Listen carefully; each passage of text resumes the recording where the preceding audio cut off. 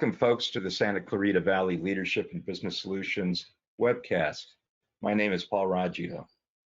And I'm Lisa Raggio, and we're so happy to be here today and partnering with the Signal to be bringing value-added, important conversations to our community. We're super excited today because we'll have an opportunity to talk to John Vance.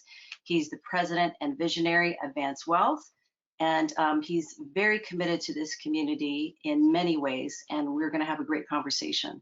But before that, Paul, tell us about some things that are on your radar. We have a great offering, especially in light of the end of the pandemic and businesses relaunching and opening. And we hope you take advantage of this, but we offer a complimentary business health checkup. And you'll first get a questionnaire, and through that questionnaire, there could be anywhere from 60 to 100 questions that are relevant to your business. Covers everything from financials to your how you actually do your strategy and your planning, to your team, to what's your market and what you're looking for in terms of customers. And then you'll spend about 60 to 90 minutes with us. We'll go through the business health checkup list itself and see if there's challenges that we can help you with. It's complimentary, doesn't cost you a thing except your time, so we encourage you to take advantage of this. Excellent. Well, it is now our pleasure to be introducing you to John Vance, as I said, president and visionary of Vance Wealth in Santa Clarita. He's also the board chair of the Santa Clarita Valley Chamber of Commerce and the board president of Single Mothers Outreach. And John's strategic vision for Vance Wealth has been steadfast, creating a financial investment practice with the singular focus of helping clients achieve more than they could have ever imagined. Financial planning and wealth management has been inherent to John since his childhood. Growing up, he was always interested in saving and managing money. Equally important to him was connecting with people and being a source of help and inspiration. Driven by these two lifelong passions, he opened Vance Wealth in 2003 with one vision in mind: a financial services practice with a client-centric culture dedicated to caring for clients and their families. John is both a certified financial planner professional and a certified divorce financial analyst. His plan-driven approach has been a major factor in helping Vance Wealth's clients reach their financial goals and feel confident in their financial future. He has extensive experience working with individuals and families, listening and addressing their financial concerns, and establishing trust through genuine caring and sound financial stewardship. This care philosophy is embedded in the Vance DNA, extending to the dedicated team that John has built over the years and continues to mentor. And wanted to mention also that John was named to the 2020 edition of Forbes' Best list of Best in State Wealth Advisors. Welcome, John Vance. Thank you. Thank you for having me. I really appreciate it. Well, we're super glad that you're here. We have a lot of good things to talk about. And if you know us, we always start with why. We got a little bit of that in your bio. So could you elaborate on your why for Vance Wealth?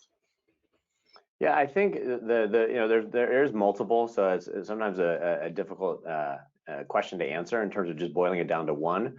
But I think a big part of what we really help our clients with and what gets us motivated every day is trying to take this stress and anxiety out of money related and financial related issues, because we know that if we can alleviate some of that, it really allows people to focus on what's important to them. And at the end of the day, we only have one life, and so if we can really focus on the areas that we love and are passionate about, and if we can make an impact on the financial side so that they can truly spend their time in those areas, then we've really done our job.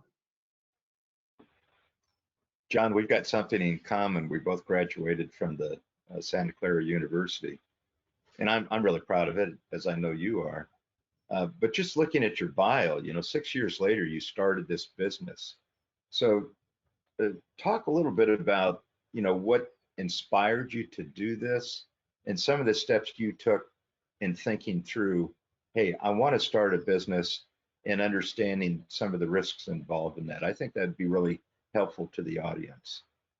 Yeah, so it was pretty remarkable to come right out of college and go into this business, working for another firm where I worked for 5 years, and then I launched my own company. And a big part of that is I think entrepreneurship was always in my DNA. if you had my mom on this podcast or this webcast with us, she would definitely share that I was always focused on kind of just being a leader and I guess marching to the beat of my own drum. And so, I think being in an entrepreneurial role really allows me to make the greatest impact. But as you know, when you start a business, you don't really feel like an entrepreneur. It's kind of very lonely, right? It's just you, and then you add one staff person, and it just takes time. Now I feel when I look back, almost 20 years later, now I can really look at, we've been building a business with a great culture and a really amazing team. But that journey was not easy. I launched the business. I think it was maybe a month before my first daughter was born. So, and my wife, she actually left her career. So all at the same time, I don't know what brilliant idea I had to do it at that time in my life, but it was kind of that launching point, and a little bit of, when you're in an entrepreneurial role, you kind of are forced to take some risk, and also you're almost forced to succeed, because that, failure is not really an option. You have to just, you have to persevere and work your tail off to make an impact. And so that journey at the beginning was really tough. Now looking back, I think that's a big part of the learning curve, is going through some of that pain of starting. But this is a tough, all entrepreneurs and all businesses are tough to get launched. Now it feels like where we are today, we've made so much progress, but man, at the beginning, it was a lot of grind, a lot of working weekends, a lot of working in the evenings. And I appreciate that journey, because I think it's allowed me to have a respect for what we do, but also in cultivating that next generation of leaders in our company, it really helps me, hopefully make a bigger impact on their lives. Yeah, John, I appreciate that you said forced to succeed. And I thought of a couple things. Number one, COVID has presented this opportunity for forced evolution. And how have you adapted, improvised, and overcome? And then when you were talking about the grind, I couldn't help but think about what we just heard from you in dialogue we had in our executive leadership retreat, Storm into Norman. So just a couple of thoughts in regards to COVID, and then that concept of storm into Norman. Yeah, so COVID, today is June 15th, right? So technically we're starting to get back to some normalcy. I think officially today, well, hopefully that'll stand up for us here as business owners and as human beings, right? But as we reflect back over the last, let's call it, I guess we were probably 15, 16 months, COVID presented a lot of challenges, especially early on for our business, because the markets, really were coming unglued, and the stock market dropped like 35%. And obviously we're in the business of helping people manage their money. So we had anxiety at all-time levels, not only because of the health anxiety, but also because of the financial anxiety. And so, we feel really so one thing is we had to be there for our clients, even though we had to work remotely, we were all set up for that. We had laptops, our team kind of scattered, to their respective homes, but we were able to serve our clients. And again, we had to serve, we had no choice, because we had a lot of webinars, a lot of calls, just to kind of make sure that we could kind of guide our clients through a pretty difficult time. And then now looking back with obviously the bulk of the financial pain behind us, we were really fortunate as a business to be able to thrive and grow. I mean, we're going to probably be up 40% this year, and a big part of that is because the trust of our clients and their kind of, I think, willingness to follow our guidance into, we've been pretty optimistic about the recovery and from a financial perspective. So we feel really fortunate because, during COVID, our business has gotten healthier. We've been able to make a big impact on our clients' lives. And I know that's not true for everybody. So it's definitely something we don't take lightly. We feel fortunate. And, the one thing that I think we all talk about as leaders is when you have times of either disruption or pain or something, I feel like most of us take the high road and start trying to get better. How do I improve? How do we run a better business? And so we've had to adapt. We've really had to make sure technology is a big component of how we deliver our advice. We're in kind of the old school business as well, as people want to have face-to-face meetings. They want to come sit in front of us. And so I think especially for our retiree clients who aren't used to using Zoom and all these things, it really forced their hand. But it also made us realize that a lot of our clients who are leaving the state and going, retiring, we can still have a high level of connection on a go-forward basis, because we still get to see each other. And I think COVID really kind of accelerated that transition for most people. And honestly, I think that's going to expand our business, because now it truly means we can do business anywhere. You know, I'm in my office, but I could be anywhere. I could be, I could be in Australia. I could be in Europe. I could really truly be anywhere. And that's really the nice thing is, if somebody is seeking out the advice and the solutions that we provide, we really aren't going to be geographically constrained, which I think up to this point we were a little bit. If you weren't in our local markets, because people want to have that face-to-face time, it would have proven to be a little bit more of a challenge to build those relationships. Yeah, I want to stay on this line of discussion here because I think it's really important. And we have gotten to know you pretty well, John, and we know that you're scaling again, and you're talking about this expanded opportunity that you're creating in the marketplace, really important. And we had a discussion right before we started taping this about, you're looking at, and especially as a visionary, your strength is in being a visionary. But you're looking at now, how do you move from working in the business into working on the business, and especially as the founder and leader of the business now. So describe what you're sensing or what you're seeing. You said some of this when we were at our retreat too, but talk a little bit about, how you're thinking through that right now and the importance of that for your business. Okay, and I'll even go a little bit, take a step back. When I started this journey, going back to 2003, when I, really went out and, started the business and went out on my own, I kind of had this mentality of, I'll be the key lead advisor that will guide clients. I'll have probably a small admin team, and I'll be able to build up, a fairly small business that can just service a pretty small group of clients. And so one of the things is, as we started growing and having more success, the two things that kind of stuck out to me is, number one, if we are limited in our team size, then we can only serve a small group of families that that might need our services. So we actually couldn't help more people in the community. And then number two, I had this kind of sense of, what, I think an area that I maybe is my natural strength is to be able to build a good culture and start to really hire that next generation and create like an amazing career path. Because I think, the financial planning field is fairly new, and it's probably going back now 20 to 25 years, where it's way more developed. If you look at the legal field or the accounting field, those have been developed for 100 years. And so I truly think what we do and what we provide to clients is amazing, a value add, but there's not really this kind of set career path. It's been a traditional sales model. So, we try to really change that, and it's really an advice model. And so it's allowed me to then focus and say, hey, I want to build up a team of, bringing that next generation out of college, teaching them the skill sets on how to advise clients, and really creating this amazing career path where, not only can they have a rewarding career, but they can also provide well for their family. Because, this is and being in the financial services, we're lucky. We have, it's a good margin business, and, we get to, take care of some amazing people. And so, that's kind of how that journey started. And, now that we have a little bit more maturity, I think I think all businesses go through this journey, right? You have that amazing growth period where you go from almost nothing to, some level of comfort, right? Where you can pay your own bills, you can grow, you don't have that anxiety around, are we going to make it? And then you go through this next transition where you say, okay, I need a stronger team around me. So what do I need to put in place? How are we going to run our operations? How are we managing our people? And so we're really in the midst of this. And I just recently hired a COO, a chief operating officer. I hired what we call our director of people and culture, and she's handling most of our HR and our team building and our team development. And so we're finally getting to that point where I think we can kind of, I don't know if the taking a leap is the right term, but I think we're at a point now where I don't want to say we've gone sideways, but it took us time to kind of build that strong team, and now we're ready kind of for the next phase. And I think what that allows me to do is really be in that visionary role, or be in the role where I can be a true leader to our team. But now I got to take the hat off of management and operations, which I've been so ingrained with for the last almost 20 years.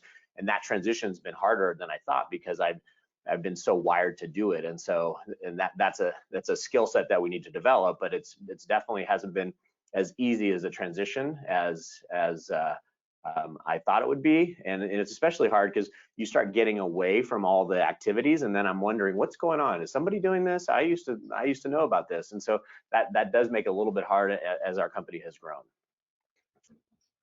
Yeah, we see something with our clients about, you got to delegate to elevate, And it's definitely easier said than done, and that's what you're talking about. But that's really where the power is, to achieve the synergy for your team so that you can continue to grow and scale. It's leveraging and maximizing the unique talents of the team and having it be synergistic. That gets you to. Absolutely. Well, and I think one of the areas that we know we're kind of, I guess, light on, for lack of a better term, is we don't have a really clear kind of a new advisor training process that really can ramp people up in the way we do things. And so that's one of our big initiatives for the next probably 2 years, is to make sure we build the right video content. You know, we've done a lot of this through more mentoring and shadowing and all of that, but in order to handle growth, we're going to need to have a really good library that's going to deal with how to ramp up your education. Because what we do, there's a lot of complexities on what we do. You know, if you take the financial planning world, you know, we're kind of broad-based, where we know a lot about understanding cash flow, insurance, investments, tax, estate planning. So there's a lot of complexity, and so it takes time. You know, it takes a good 3 to 4 years to really be ramped up to be to feel comfortable to deliver that advice. And so that is definitely a challenge that we have, and it's a challenge that I'm open for. But you know, it can't just be people in meetings with me, kind of following me and shadowing me. We need to really start to improve on that, so that we have a process that we can replicate, you know, on a go-forward basis. I really want to make a point here, and this point is the mindset of the founder transitioning really into a CEO now. That's what I observe you doing, is that you're making this leap from having been so involved in the business. Now you're starting to look way further out than what you were before, because you had the stability within the business to do that. And part of what brought your stability, and we've had a conversation on this in the past, is that you and your team adopted the EOS, an operating system within your business that has undoubtedly helped you. And a lot of businesses don't have this, John. We'll just tell you that they lack this, and it's a discipline. But talk a little bit about your EOS and what that has done for your business. Yeah, so EOS is an entrepreneurial operating system, and the primary book is called Traction. And so it's definitely a recommended read for any business owner, whether you're just getting started as a one person or if you're more mature. And I think that at the core of what it's, and I'll speak to two things, but at the core of what it's done is, you know, we're a planning firm. That's one of my strengths, is doing planning. So my business has never lacked vision. It's never lacked where we're headed. And it's changed over the years, but I was always something that I was looking at 3 years, 5 years, 10 years. Where do I want to go, right? That's just how I'm wired. But I think where we were lacking is the execution, right? We could put together the plan. We could say, hey, this is where I want to go. But then there wasn't clear deliverables and clear defined milestones on actually getting stuff done. And so sometimes we'd get there, sometimes we wouldn't. I felt like it was probably just more hard work and luck versus actually having a good strategy in place. And so EOS really helped with that execution piece, and it's very much like why clients use you. I mean, you're in a position of coaching, right? So a big part of the coaching piece is helping people execute, right? We can talk all day, but if there's not an execution or a coaching or an accountability, you don't get stuff done. And so that's been the big change for us, is as we have a leadership team now of 5 of us, and they hold me accountable, right? So we all hold each other accountable, because we know if we have a clear vision of the future of what we want our firm to look like, we all have to chip in and be moving in that right direction. And so that's been been a game changer for our business. But it's not the only, you know, tool that people can use. And, you know, like I said, I mean, they just need to have either a coach or some process in place that they can use to help their business grow. And again, execution for me was the big thing that we probably lacked. Yeah, we noticed that there's a huge difference between implementation and execution. They are two different things. One is starting something, but then it takes a lot more in regards to coming full circle and executing and continuing to execute ongoingly. I know we have a few minutes left, and we want to talk about a couple more things. And one of them is, in our recent executive roundtable retreat that you participated in, what we sensed was you talking about, with the different hats that you wear in the community, the significance and importance of collective impact. Now, you didn't say that, that's our words, and what we sensed is that we have an opportunity in our community to make a significant and more of a collective impact than we have. And you talk about service a lot. So is that something, if you could just elaborate for a few minutes in regards to what you envision in regards to our community and making a collective impact cross-sector and how we could add value? Yeah, absolutely. So, one of the things that I think as a human being looking and saying, where can you make an impact? I think you start with a simple area. You start with yourself first. Make sure that you're in the right headspace, and then you start saying, okay, I need to make an impact by taking care of myself. And then that starts to kind of waterfall down, where it's like, okay, where's the next phase? Well, I got to take care of my family. And then after that, then it's okay, now my business and my employees. And then the last part of that is community, right? Is the community that we live in is really focusing on making it a stronger place. And so that's always been, when we look at all the political noise that's going on around us, I think many of us just feel pretty helpless as to make a true impact. And that's kind of the cool things when you start with yourself and then end with the community. You can make such an impact in those areas because you can have direct control, and you truly can make a difference on a lot of lives. And so the work that I've done, I've been a member of the chamber since 2003. And I would say member, meaning I had my plaque on the wall, and it was kind of the civic duty to actually join the chamber. But I just got involved more in a leadership role, joining the board, and then being asked to be the chair.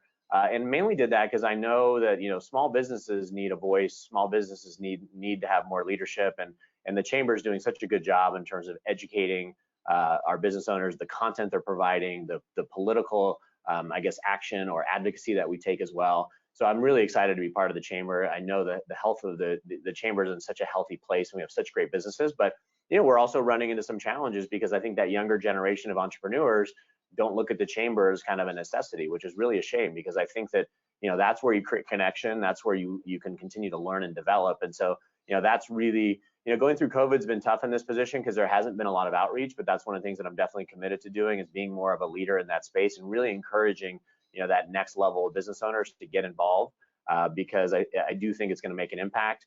And it's not just for the networking events. I mean, some people really enjoy that, but it's just being around like-minded people in a community where you can help each other. So that's on kind of the business side. And then I've been involved with Single Mothers Outreach for I think 7 years, on the board for maybe 6 of those. And we're an organization that really focuses on, it's essentially single moms and their children, and we make it's a small group of parents that we serve. It usually averages around 400 per year. And we're really we're an organization that we want to get our parents and our moms on a path of being self-sustaining so that they can thrive. And so we provide mental health resources, we provide financial resources, we provide housing resources at times. And really the goal is we need to stabilize whatever situation they're in and help them get on a path to thriving and being self-sustaining, because we're not a handout organization. Our job is to help them get better from a financial and a mental state of mind perspective, so that they can be a participant in the community and a leader in their own family. And so I'm super passionate about that, because we know our resources go directly to our community. It's essentially Santa Clarita only, or if they work in Santa Clarita as well. So feel very fortunate. Sometimes they get spread a little too thin, so I'm happy to kind of champion those two to make sure that I don't get pulled in too many different directions. So hopefully I answered your question, but those are the things that I'm super passionate about, and I want to continue to make that impact. And I don't think that'll ever go away. I don't have any plans on retiring, even though that's the business we're in, is helping people retire. I think the longer I work, the more I push, the more people we can help. Yeah, I just want to add a quick follow-up to that from my experience with the YWCA, which is the largest domestic violence shelter in our country. And I had the pleasure and privilege to work with them. And economic empowerment and economic advancement is key in regards to what you're talking about, for our single parents to be thriving, and to look for ways in which that they can and sometimes escape. That is the primary function of what they look at, is economic empowerment and advancement. So it's really significant to be empowering those that need our help in that way. And since you brought up the chamber too, we're really excited and just want to talk about a few minutes before we sign off, the opportunity that we have coming up with our Growth Club, which is a quarterly planning workshop that the chamber is putting on and that we are going to present and be the facilitators of. And I know that we're going to be having it at Vance Wealth. So Paul, if you'd like to share some words in regards to our quarterly planning workshop on July 9th at Vance Wealth. Sure, this is exciting, and it's something that we've been brought in by the chamber to do, and the last couple have been virtual. This one's going to be the first in person. It's a half-day workshop. 2 people per company will be allowed to come. That's part of the registration fee. You get the lunch as well as the workshop itself, and we have an award-winning template that will help you plan for third quarter. And we not only discuss that, but we'll talk about how to best position your business transitioning out of the pandemic. So, and understand, we're still in a transition phase. We're going to be in a transition for the next 6 to 12 months until we really understand the impact of the pandemic and COVID come fall. So you can look for a new novel environment probably 6 to 12 months from now. But that shouldn't stop you from really looking at how do we best relaunch our business and position it to thrive in this new novel environment. So it's a half day. You can go to the chamber website, look at what the registration cost is, but that'll get you the lunch, gets you the workshop, as well as a great opportunity to network with other business owners and CEOs, and then go through a very detailed planning process. And then in addition to that, we're providing 6 additional group coaching lessons as part of this overall structure for the planning workshop itself. And those will be weekly and 1-hour group coaching sessions. And John, I know you've had some of your people attend this in the past too.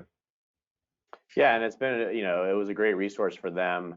You know, just getting guidance from you and leadership from you. I think one of the things that, just if I can put a plug in for this, is, you know, too often, you know, people try to go it alone, or entrepreneurs try to go it alone. They're like, I'll try to figure it out. And unfortunately, what happens is there's always mistakes because they don't have somebody who's been through that. I think that's the benefit of working with One True North, is you're going to have somebody who can kind of guide you through because they have that experience. And, you know, we don't all have the answers, but at least being maybe in a room where you have other peers that can guide you through.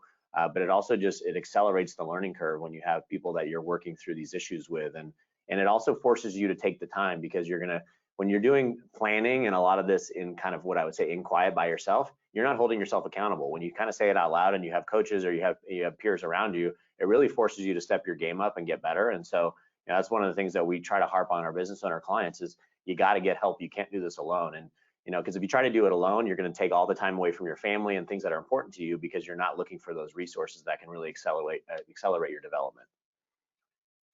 Yeah, and John, from what we've heard from you, because we've been on your webinars, we have a lot to look forward to, right? I mean, there's good things to come.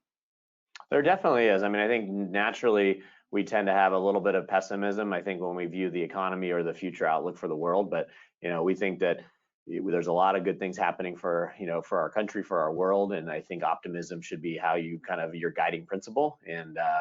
And, you know, there's always going to be challenges, but, you know, that's the fun part about life, is when you're met with challenges. I think that's when you really persevere and get better. So, yeah, I think there's great things to come for our business community here, especially here in Santa Clarita, but, you know, for the nation as a whole. Excellent. Well, I think that's a good place to end. Yeah, thanks so much, John, for being our guest today. And I mean, just a lot of lessons learned out of this. And the most striking to me is really your ability to scale and all the things you've done to get to this point. And then you looking at changing your mindset, or not really, you've had the mindset, but now evolving into really working on your business instead of in your business. That's really going to help your business overall. Absolutely. Yes, John, thank you so much. And the quote of the day from you is high-level connection on a go-forward basis. That's a powerful sentence that you said. All right. And I hope you keep on messaging that out. And we want to thank our listeners and our viewers, and we encourage you to go to onetruenorthcoach.com to find out more. We have a COVID-19 resource page that we think is very helpful for our small business owners. And it's an opportunity to find out more about who we are, what we do, how we serve, see our testimonials, and find out more about our business health checkup that Paul mentioned at the top of the hour. So thank you for joining us, and we look forward to next time, and see you soon. Thank you. Thank you.